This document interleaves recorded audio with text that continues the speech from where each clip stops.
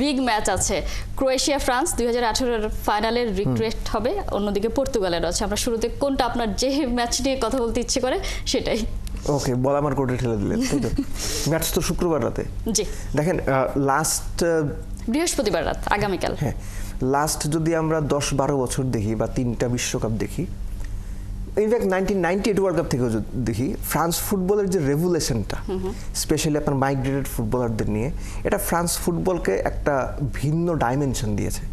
আপনি যদি ফ্রান্সের টিমটার দিকে দেখেন, আপনি যে কোনো গ্লোবাল টুর্নামেন্টে ফ্রান্স টিমটাকে নামিয়ে দেন, চ্যাম্পিয়নশিপের দাবিদার। It's more like the Australian team in cricket, বা এখনকার হিসেবে তাহলে ভারতীয় টিমের মতো, যে টুর্নামেন্টে খেলে তার চ্যাম্পিয়নশিপের দাবিদার যে প্লেয়ার নিয়ে যাক।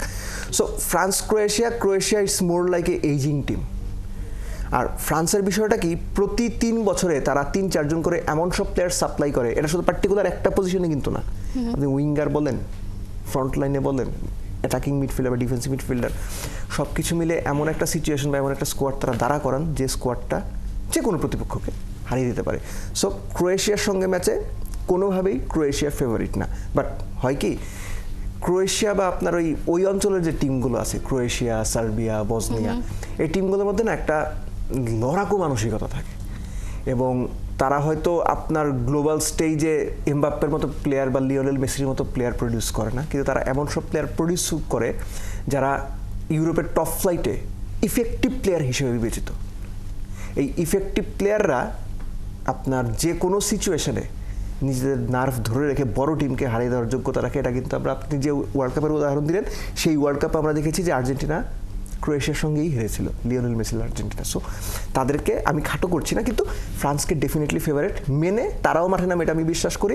ইট can be a good match, এবং ট্যাকটিক্যাল ব্যাটেলটা ইট শুড বি ইম্পর্টেন্ট, কেননা France team is such a team, তারা যে কোনো সিচুয়েশন, যে কোনো কন্ডিশনে তাদের জন্য আসলে গোল করার জন্য ছোট্ট করে সময় একেবারেই নেই।